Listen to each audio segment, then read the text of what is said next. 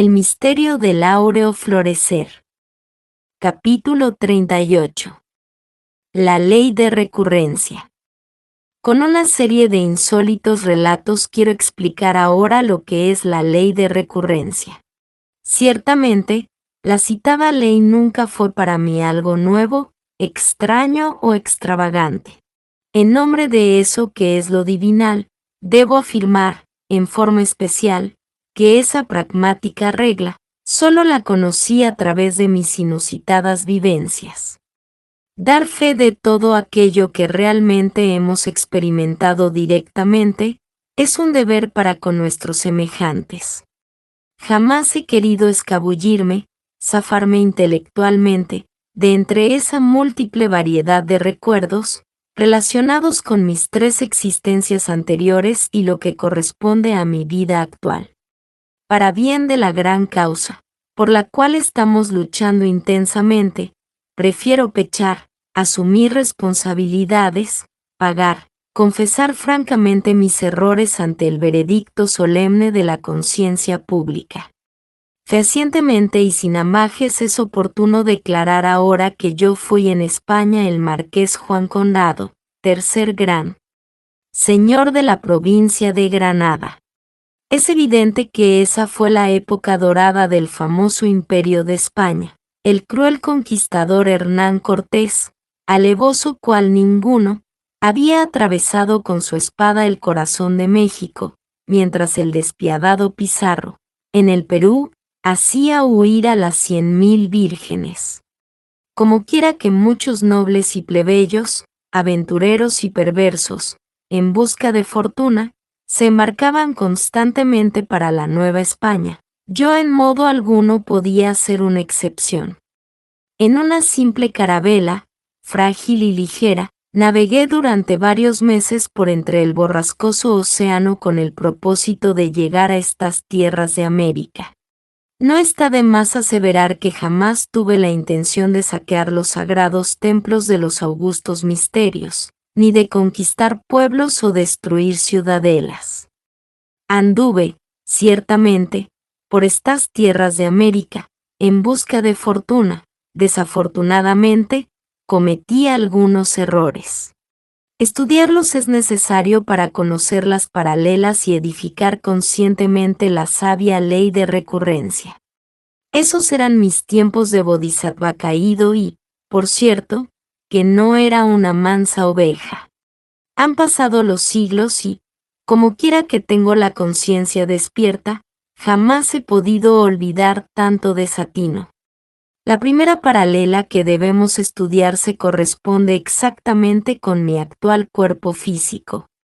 En habiendo llegado, en frágil embarcación, de la madre patria, me establecí muy cerca de los acantilados en estas costas del Atlántico.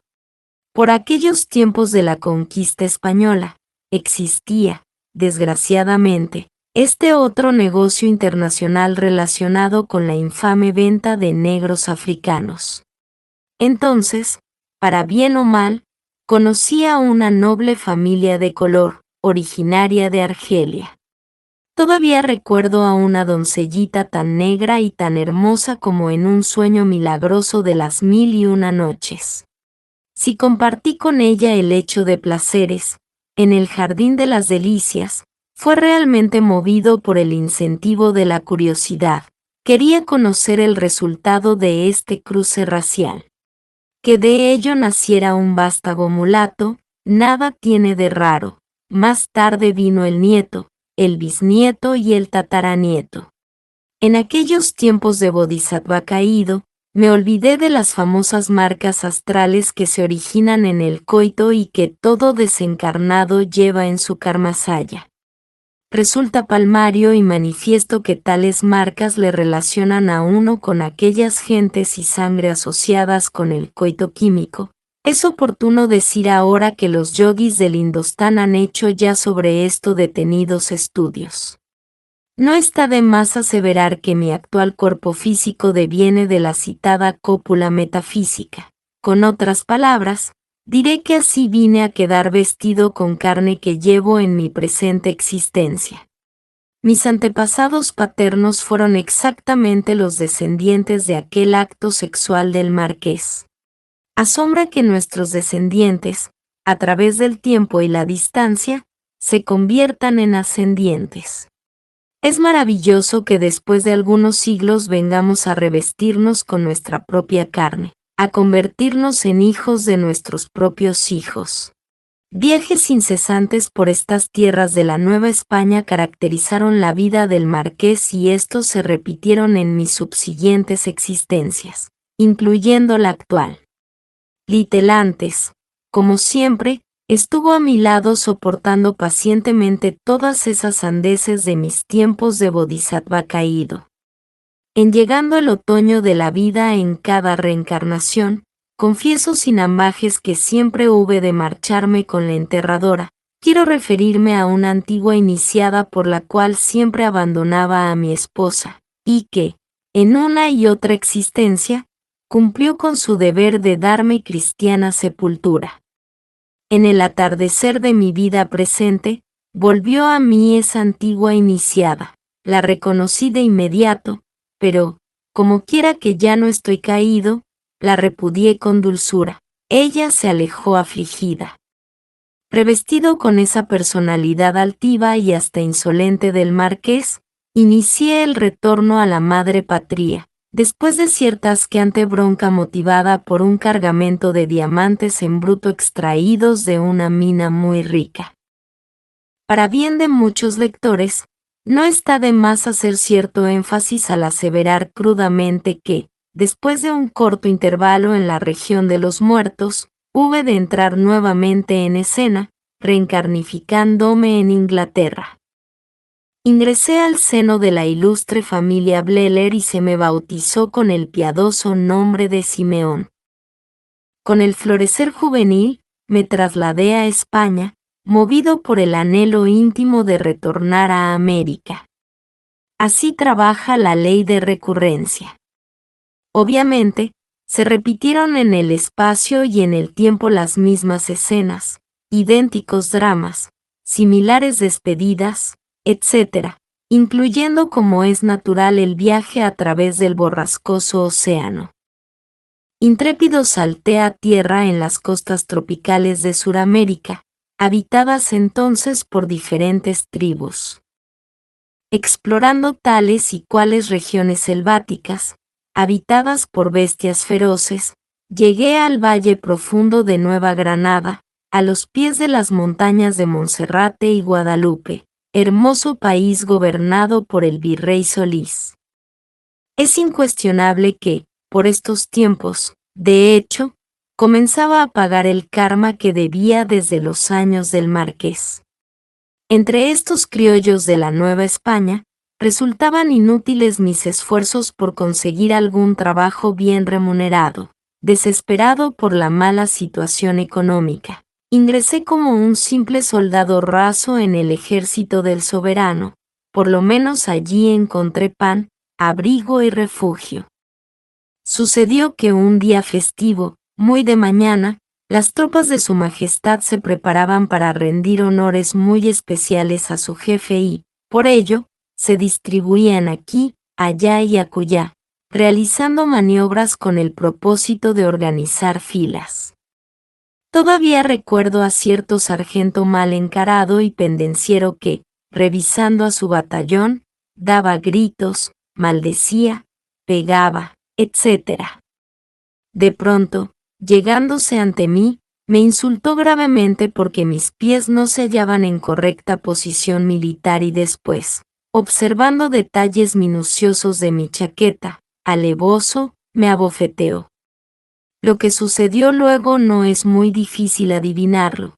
Nada bueno se puede esperar jamás de un bodhisattva caído. Sin reflexión alguna, torpemente, clavé mi acerada bayoneta sanguinaria en su aguerrido pecho.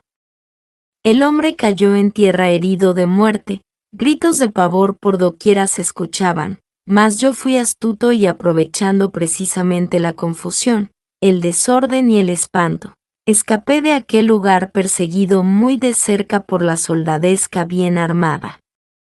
Anduve por muchos caminos rumbo a las escarpadas costas del Océano Atlántico, se me buscaba por doquier y por ello, evitaba siempre el paso por las alcabalas, dando muchos rodeos a través de las selvas. En los caminos carreteables, que bien pocos eran en aquellos tiempos, pasaban a mi lado algunos carruajes arrastrados por parejas de briosos corceles. En tales vehículos viajaban gentes que no tenían mi karma, personas adineradas. Un día cualquiera, a la vera del camino, cerca de una aldea, hallé una tienda humilde y en ella penetré con el ánimo de beberme una copa, quería animarme un poco. Atónito, confundido, asombrado, quedé al descubrir que la dueña de ese negocio era Litelantes. Oh, yo la había amado tanto y ahora, la encontraba casada y madre de varios hijos. ¿Qué reclamo podía hacer? Pagué la cuenta y salí de allí con el corazón desgarrado. Continuaba la marcha por el sendero, cuando, con cierto temor, pude verificar que alguien venía tras de mí, el hijo de la señora, una especie de alcalde rural. Tomó la palabra aquel joven para decirme, de acuerdo con el artículo 16 del Código del Virrey está usted detenido. Inútilmente traté de sobornarle. Aquel caballero bien armado me condujo ante los tribunales y es obvio que, después de ser sentenciado, hube de pagar muy larga prisión por la muerte del sargento. Cuando salí en libertad caminé por las riberas salvajes y terribles del caudaloso río Magdalena, ejerciendo muy duros trabajos materiales doquiera tuviese la oportunidad. Como nota interesante del presente capítulo, debo decir que la esencia de ese alcalde, por el cual hube de pasar tantas amarguras encerrado en una inmunda mazmorra, retornó con cuerpo femenino, es ahora una hija mía. Por cierto, que ya hasta madre de familia es, me ha dado algunos nietos. Antes de su reingreso, interrogué en los mundos suprasensibles a esa alma. Le pregunté sobre el motivo que le inducía a buscarme por padre. Me respondió diciendo que tenía remordimiento por el mal que me había causado y que quería portarse bien conmigo para enmendar sus errores. Confieso que está cumpliendo su palabra. En aquella época me establecí en las costas del Océano Atlántico, después de infinitas amarguras kármicas, repitiendo, así, todos los pasos del insolente marqués Juan Conrado. Lo mejor que hice fue haber estudiado el esoterismo, la medicina natural, la botánica. Los nobles aborígenes de aquellas tierras tropicales me brindaron su amor agradecidos por mi labor de galeno. Les curaba siempre en forma desinteresada. Algo insólito sucede cierto día. Se trata de la espectacular aparición de un gran señor venido de España. Ese caballero me narró sus infortunios. Traía en su nave toda su fortuna y los piratas le seguían. Quería un lugar seguro para sus ricos caudales. Fraternalmente, le brindé consuelo y hasta le propuse abrir una cueva y guardar en ella sus riquezas. El señor aceptó mis consejos, no sin antes exigirme solemne juramento de honradez y lealtad. Con la fragancia de la sinceridad y el perfume de la cortesía, entrambos nos entendimos. Después, di órdenes a mi gente, un grupo muy selecto de aborígenes. Estos últimos entreabrieron la corteza de la tierra. Hecho el hueco, metimos allí, con gran diligencia, un baúl grande y una caja más chica, conteniendo morrocotas de oro macizo y ricas joyas de incalculable valor. Mediante ciertos exorcismos mágicos, logré el encantamiento de la joyosa guardada, como dijera don Mario Rosso de Luna, con el propósito de hacerla invisible ante los desagradables ojos de la codicia. El caballero me remuneró muy bien haciéndome generosa entrega de una bolsa con monedas de oro, y luego se alejó de esos lugares, haciéndose a sí mismo el propósito de volver a su madre patria para traer de allí a su familia, pues deseaba establecerse señorialmente en estas bellas tierras de la Nueva España. El reloj de arena del destino jamás está quieto. Pasaron los días, los meses y los años, y aquel buen hombre jamás regresó. Tal vez murió en su tierra o cayó víctima de la piratería que entonces infestaba los 7 mares. No lo sé. Existen casos sensacionales en la vida. Cierto día, en mi presente reencarnación, estando lejos de esta, mi tierra mexicana, platicaba sobre dicho asunto con cierto grupo de hermanos gnósticos, entre los cuales descollaba, por su sabiduría, el maestro Garga Cuichines. Fue entonces, cuando recibí una tremenda sorpresa. Vi con místico asombro cómo el soberano comendador G.K. se levantaba para confirmar, en forma enfática, mis palabras. El citado maestro nos informó que él personalmente había visto escrito tal relato en dorados versos. Nos habló de un viejo libro polvoriento y lamentó haberlo prestado. Válgame Dios y Santa María, pero si yo jamás sabía de tal tratado. Viejas tradiciones antiquísimas nos dicen que muchas gentes de esas costas del Caribe estuvieron buscando el tesoro de Bleler. Curioso es que aquellos nobles aborígenes, que antes enterraran tan rica fortuna, estén nuevamente reincorporados formando el grupo del SSS. Así trabaja la ley de recurrencia. Recuerdo, claramente, que después de aquella, mi borrascosa existencia con la sobredicha personalidad inglesa, fui constantemente invocado por esas personas que se dedican al espiritismo o espiritualismo. Querían que les dijese cuál era el lugar donde se encontraba guardado el delicioso dorado, codiciaban el tesoro de Bleler, empero, es evidente, que fiel a mi juramento, en la región de los muertos, jamás quise entregarles el secreto. Repitiendo los pasos del insolente marqués Juan Condado, en mi subsiguiente existencia, vine a reencarnificarme en México. Se me bautizó con el nombre de Daniel Coronado, nací en el norte, por los alrededores de Hermosillo, lugares todos estos conocidos, en otros tiempos, por el marqués. Mis padres quisieron todo el bien para mí y de joven me inscribieron en la academia militar. Mas todo fue en vano. Cualquier día de esos tantos, aproveché, malamente, un fin de semana en banqueteos y borracheras con amigos calaveras. Confieso todavía con cierta vergüenza, que hube de regresar a casa con el uniforme de cadete sucio, desgarrado y envilecido. Es obvio que mis padres se sintieron defraudados. Es ostensible que no volví jamás a la academia militar. Indudablemente desde ese momento comenzó mi camino de amarguras. Afortunadamente, reencontré entonces a Litelantes. Ella se hallaba reencarnificada con el nombre de Ligia Paca o Francisca. A buena hora me recibió por esposo. Biografiar cualquier vida resulta, de hecho, un trabajo muy difícil y de enjundioso contenido y por ello solo hago resaltar, con fines esotéricos, determinados detalles.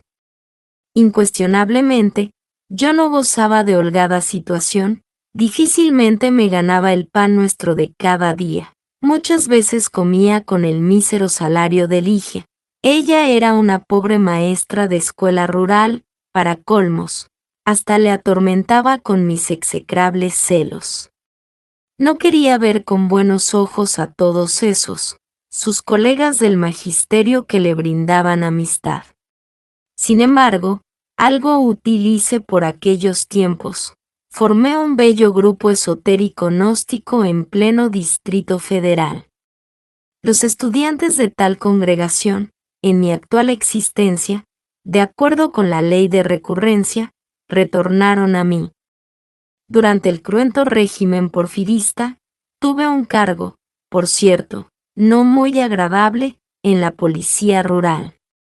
Cometí el error imperdonable de enjuiciar al famoso Golondrino, peligroso bandolero que asolaba a la comarca. Es claro que tal maleante murió fusilado. En mi actual existencia le reencontré reincorporado en humano cuerpo femenino. Sufría delirio de persecución, temía que le encarcelasen por hurto, luchaba por desatarse de ciertos lazos imaginarios. Creía que ya le iban a fusilar. Es claro que cancelé mi deuda curando a dicha enferma. Los psiquiatras habían fallado lamentablemente. Ellos no fueron capaces de sanarla. Al estallar la rebelión contra don Porfirio Díaz, abandoné el nefasto puesto en la rural. Entonces, con humildes proletarios de pico y pala, pobres peones sonsacados de las haciendas de los amos, organicé un batallón. Era ciertamente admirable este valeroso puñado de gente humilde armada apenas con machetes, pues nadie tenía dinero como para comprar armas de fuego. Afortunadamente, el general Francisco Villa nos recibió en la División del Norte. Allí se nos dieron caballos y fusiles. No hay duda de que, por esos años de tiranía, luchamos por una gran causa. El pueblo mexicano gemía bajo las botas de la dictadura. En nombre de la verdad debo decir que mi personalidad como Daniel Coronado fue ciertamente un fracaso. Lo único por lo cual valió la pena vivir fue por el grupo esotérico en el Distrito Federal y por mi sacrificio en la revolución. A mis compañeros de la rebelión les digo, abandoné las filas cuando enfermé gravemente. En los postreros días de esa vida tormentosa, anduve por las calles del Distrito Federal, descalzo, con las ropas vueltas pedazos, hambriento, viejo, enfermo y mendigando. Con profundo pesar confieso francamente que vine a morir en una casucha inmunda. Todavía recuerdo aquel instante en que el galeno, sentado en una silla, después de haberme examinado, exclama moviendo la cabeza, «Este caso está perdido». Y luego se retiró. Lo que de inmediato continúa es tremendo. Siento un frío espantoso, como hielo de muerte. A mis oídos llegan gritos de desesperación, «San Pedro, San Pablo, ayudadlo». Así exclama esa mujer a la cual llamo la enterradora. Extrañas manos esqueléticas me agarran por la cintura y me sacan fuera del cuerpo físico. Es obvio que el ángel de la muerte ha intervenido. Resueltamente, corta con su hoz el cordón de plata y luego me bendice y se aleja. Bendita muerte, cuánto tiempo hacía que te aguardaba, al fin llegasteis en mi auxilio, bastante amarga era mi existencia. Dichoso reposé en los mundos superiores después de innúmeras amarguras. Ciertamente, el humano dolor de los mortales tiene también su límite, más allá del cual reina la paz. Desafortunadamente, no duró mucho aquel reposo entre el seno profundo de la eternidad. Un día cualquiera, muy quedito, vino a mí uno de los brillantes señores de la ley. Tomó la palabra y dijo: «Maestro Samael Aungüe, ya todo está listo, sígame». Yo respondí de inmediato: «Sí, venerable maestro, está bien, le seguiré». Anduvimos, entonces, juntos por diversos lugares y penetramos, al fin, en una casa señorial, atravesamos un patio y después, pasamos por una sala y luego entramos en la recámara de la matrona. Oímos que se quejaba. Sufría dolores de parto.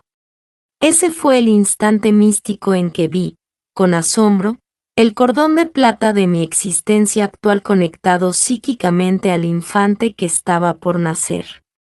Momentos después, aquella criatura inhalaba con avidez el prana de la vida. Me sentí atraído hacia el interior de ese pequeño organismo y luego lloré con todas las fuerzas de mi alma. Vi a mi alrededor algunas personas que sonreían y confieso que especialmente me llamó la atención un gigante que me miraba con cariño. Era mi progenitor terrenal. No está de más decir con cierto énfasis que aquel buen autor de mis días fuera, en la época medieval durante los tiempos de la caballería, un noble señor al cual hube de vencer en cruentas batallas.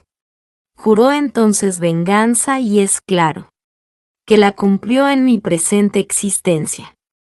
Muy joven abandoné la casa paterna movido por dolorosas circunstancias y viajé por todos aquellos lugares do antes estuviera en pretéritas existencias. Se repitieron los mismos dramas, las mismas escenas. Litelantes apareció nuevamente en mi camino, me reencontré con mis viejos amigos. Quise hablarles, pero no me conocieron. Inútiles fueron mis esfuerzos por hacerles recordar nuestros tiempos idos. Sin embargo, algo nuevo sucedió en mi presente reencarnación. Mi real ser interior hizo esfuerzos desesperados, terribles, por traerme al camino recto del cual me había desviado desde hacía mucho tiempo. Confieso, francamente, que disolví el ego y que me levanté del lodo de la tierra. Es obvio que el yo está sometido a la ley de recurrencia. Cuando el mí mismo se disuelve, adquirimos libertad, nos independizamos de la citada ley. La práctica me ha enseñado que las diferentes escenas de las diversas existencias se procesan dentro de la espiral cósmica, repitiéndose, siempre, ya en espiras más altas o más bajas. Todos los hechos del Marqués, incluyendo sus inúmeros viajes, se repitieron, siempre, en espiras cada vez más bajas en las 3 reencarnaciones subsiguientes. Existen en el mundo personas de repetición automática, exacta, gentes que renacen siempre en el mismo pueblo y entre su misma familia. Es evidente que tales egos ya se saben de memoria su papel y hasta se dan el lujo de profetizar sobre sí mismos. Es claro que la constante repetición no les deja olvidar sucesos, por ello parecen adivinos. Dichas personas suelen asombrar a sus familiares por la exactitud de sus pronósticos.